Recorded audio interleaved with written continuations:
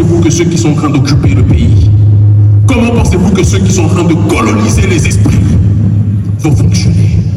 Ils vont tous faire leurs valises et ils vont rentrer à Washington, à Paris, au Canada et ailleurs, parce qu'ils sauront qu'ils sont identifiés comme les forces déstabilisatrices du pays.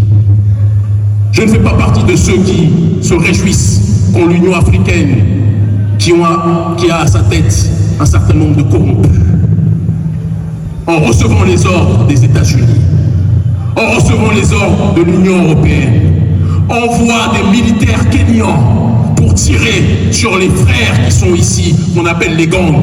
Le problème, ce ne sont pas les gangs, le problème, ce sont ceux qui livrent les armes aux gangs en tant que tels. Le problème, ce sont ceux qui font en sorte que les gangs terrorisent le pays pour créer l'anarchie et que plus personne ne veuille venir ici à Haïti. Et c'est pour ça que j'ai fait partie de ceux qui se sont réjouis quand Donald Trump a dit qu'il voulait arrêter USAID. Certains ont pleuré, j'en connais. Certains se sont dit « Ah, on n'aura plus de financement », j'en connais. Mais il faut que notre peuple apprenne à vivre sans l'aide de ceux qui veulent nous voir noyer.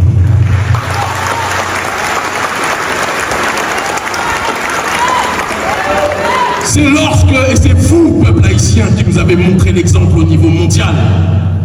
C'est lorsque l'esclave rebelle a décidé de quitter la plantation, se retrouver livré à lui-même, dans l'incertitude, dans l'insécurité, dans l'instabilité. C'est dans ces moments-là de transcendance et de dépassement que l'esclave rebelle finissait par trouver sa voie pour agir dans le cadre de l'autodétermination. Nous n'avons pas besoin de l'aide des gens qui se considèrent comme les messies d'Haïti. Le seul messie d'Haïti, c'est l'haïtien et l'haïtienne en tant que tel. Le seul messie d'Haïti ne peut pas venir de Washington, de Paris ou du Canada. Le seul messie d'Haïti, c'est l'homme haïtien, la femme haïtienne, le jeune haïtien, la jeune haïtienne, la jeunesse prolétaire, la jeunesse universitaire, tous ceux qui sont sur ce sol, qui sont dans la diaspora et qui comprennent qu'ils ne peuvent respirer chaque jour sans penser à comment faire pour relever Haïti. Ce qui nous manque, c'est le rappel de ce que signifie le panafricanisme. La cérémonie du bois caïman, c'était l'unité de diverses esclaves rebelles, de différentes ethnies, de différentes approches spirituelles. Et ils ont décidé de mettre leurs désaccords de côté. Ils ont décidé de mettre leurs égos de côté. Ils ont versé leur sang. Et ils ont fait vœu commun de transcendance pour libérer leur population. Cet exemple-là a créé le panafricanisme. Cet exemple-là est la matrice politique, idéologique, culturelle du panafricanisme, qui signifie l'unité des diverses formes d'africanité dans le but d'obtenir une collective souveraineté. Il n'y aurait pas de révolution haïtienne à travers cette cérémonie du bois caïman, il n'y aurait pas eu la révolution panafricaniste. Il n'y aurait pas eu de Marcus Garvey, il n'y aurait pas eu de Malcolm X, il n'y aurait pas eu de Kwame Nkrumah, il n'y aurait pas eu de Thomas Sankara, il n'y aurait pas d'Ibrahim Traoré aujourd'hui s'il n'y avait pas la démarche de révolution haïtienne en tant que telle.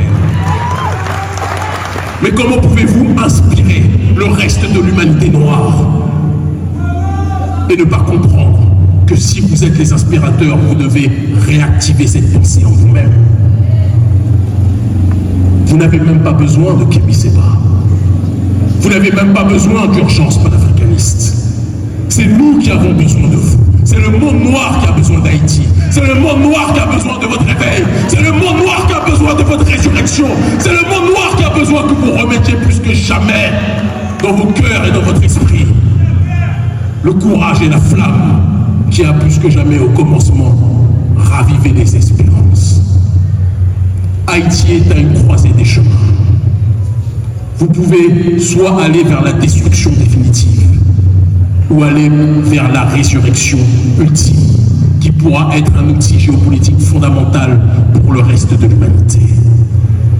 Haïti est, géographiquement parlant, un pays qui est un problème pour l'oligarchie d'Occident. Vous êtes à proximité des États-Unis, à quelques heures de Miami.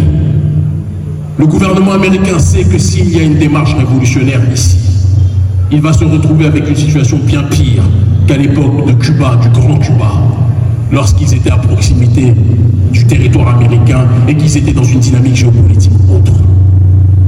Vous vous plaignez, vous souffrez, il y a la précarité, il y a l'injustice sociale, il y a l'insécurité, c'est une réalité. Mais vous avez en vous-même, en vous tous, les clés de votre survie. En vous-même, en vous tous, les clés de votre libération. En vous-même, en vous tous, les solutions pour aller vers la voie de l'autodétermination. Mais il faut que vous soyez prêts à vous engager. Il faut que vous soyez prêts à chercher autre chose que le profit individuel. Il faut que vous soyez prêts à chercher autre chose que la survie égoïste de l'un au détriment des autres. Qui est prêt à donner sa vie pour Haïti?